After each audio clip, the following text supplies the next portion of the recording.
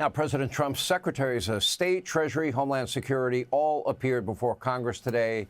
And, well, they all showed that they remain focused on delivering real results for all of you out there, while the Democrats in Congress play the dumbest games imaginable, all in the name of what? Generating a viral clip for TikTok?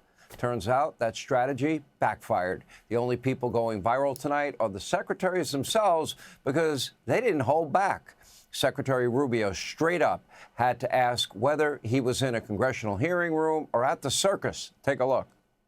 And just like you couldn't admit that the shoes the president bought you were too big, you clearly don't know what winning means. And not because the facts are unclear to you, it's because telling the truth would cost you your job. And the American people are entitled to a Secretary of State who tells them the truth even when the president doesn't want to hear it. And my constituents, our service members, deserve better. Mr. Chairman, I yield back. I don't know what shoes she's talking about. What is she talking about? Representative Burchett, you're recognized. Thank you, Mr. Chairman. If you'd like to answer any of that. Yeah, I don't know about the shoes. I mean, he gave me some Florsheim shoes. They're actually pretty good. They fit fine. I don't know what she's talking about. And maybe that's what she's referring to. Your shoes look very nice today, Mr. Secretary. Well, how can you see them? They're way down here. We're talking about shoes. Are you guys kidding me? I mean, is this the Foreign Affairs Committee or is this like a circus? What is this? I can answer that. It is a circus, but some Democrats did not let Marco Rubio answer their questions and just straight up, they just left the room when he tried to watch. Take a look at this wild moment. Oh God, what kind of thing is this? What is this? You get asked questions for 5 minutes and you don't get time to answer. It's not a hearing. I think you said clown show like a dunk before. tank. What is this? I don't have to tell you. I don't. I've even used their time. How can I answer the question? They don't even give me time. I've had to use their time to answer your questions. Yes. All right, whatever. All right, so I don't need to tell you that in my community, the city that I represent, the city of Miami, you're one of the most illustrious representatives, and that we're very proud of you, not only the Cuban Americans, but the Hispanic Americans in my community. Why is she leaving? I'm going to answer her questions. I will. Oh, okay, I got it. Well, thank you for coming. All right. All right, then Homeland Security Secretary Markwayne Mullin got to face Texas Democrat, the one and only Al Green, who, by the way, lost his primary. He will not be in Washington next year. Green upset that Mullin interrupted his interruption of President Trump's State of the Union address. And here is this exchange. Take a look. This was peaceful protest, Mr. Secretary. Racists take offense at peaceful protests. A racist, Mr. Secretary, would do what happened to Rubio. Are you calling me a racist? A racist.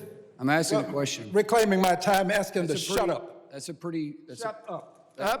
Shut up. It's my time. I'm not going to let anybody call me a racist, Chairman.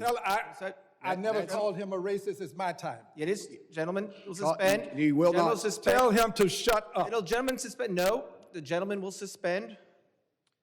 No one will call me a racist. I'm Cherokee, too. My family has been pretty tolerant. I ask that my time be restored.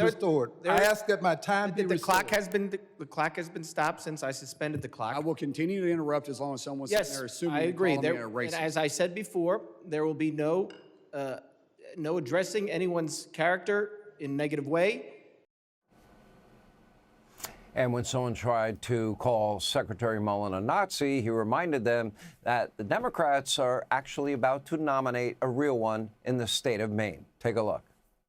When will you stop DHS from using its social media accounts to spread bigoted and racist words and imagery promoting great replacement theory? It's interesting how you make those claims and give no facts, but yet your party's the one that's supporting the guy that's got a Nazi tattoo. I have the facts. I have the facts, sir.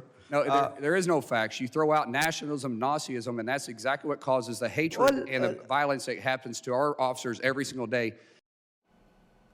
All right, and for his part, Treasury Secretary Scott Bessent didn't even wait to be asked a question before calling out the Democrats right to their face and clearing up a well-known story about him from a while back. This is priceless. Take a look. That's what we're here for. Thank you. Well, thank you, and I will ask my questions first today. And we would like to hear what Adam Wyden and Jeffrey Epstein talked about. Your son's largest investment position was Rick's Cabaret. So did your son and Jeffrey Epstein talk about pole dancing as he begged him for money using your limited credibility? Did you actually tell Pulte you were going to punch him in the face? No, sir. I actually said I was going to kick his ass. Good. Okay. Good. I share the emotion. This is great. You can't make it up. Here was reaction. Senior fellow at the Hoover Institution. By the way, I got a galley copy of his brand new book. It's called The Counter-Revolution, The Fall and Rise of Donald Trump and the MAGA Movement. It will be out in the fall. Wow, it's a great book. The great Victor Davis Hanson is here. Do these guys know that this would be a preview of coming attractions if Democrats ever get in power? And I will tell you, if historically trends are what they are in midterm election years, why do I think all bets are off? Because these people are insane, and I don't think anybody in the middle is going to go for crazy. Yeah, I think they're very worried. I think they're starting to see that the redistricting didn't go their way. The California votes are not in yet, and who knows how we vote in California, given the delays that are always expected. But nobody thought that somebody like Spencer Pratt in a city that has 15% Republican registration could come out as well as he did, and not to mention Steve Hilton. And so they know that their agenda doesn't pull 50%, and now their medium is matching the message. In other words, the message is unpopular and it's radical, and they think that because nobody accepts it, they're going to be foul-mouthed, call people names. Their demonstrations are vulgar. They cut videos with people kickboxing, using the F word. Hakeem Jeffries shows up with a bat. They think that the more the message doesn't resonate, the more foul-mouthed and uncouth they have to be to get it across, and it's counterproductive. So I think the common denominator here, Sean, is they're afraid. They really think they have this in the bag.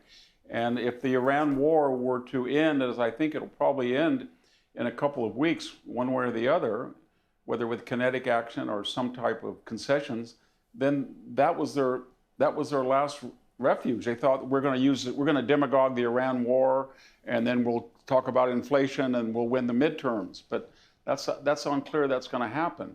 So I think they're very frightful. They're scared. Well, let me ask you, because if their leadership is Graham Plattner and James Tallarico and Bernie and Pocahontas and AOC and the Squad and Mamdani, and nobody will criticize them, aren't they killing themselves? Yeah, they are. I was shocked that Bernie Sanders said that he wasn't going to criticize him because he had done 4 tours of duty. Well, that was very heroic to do that, but that's a slur on the thousands of soldiers that did 5 and 6 tours of duty and didn't put a Totenkopf tattoo in their chest. So that's what Sanders is reduced to, and that was pathetic. He always passes himself off as a man of principle, but he can't even condemn somebody with a Nazi tattoo, and that's where the Democratic Party is now. All right, Victor Davis Hanson, we always appreciate you coming. Thank you, sir. All right, thanks for watching. Check out my new podcast, Hanging Out with me, Sean Hannity. The big interviews, the debates you won't get anywhere else. Like and subscribe for new episodes every Tuesday and Thursday.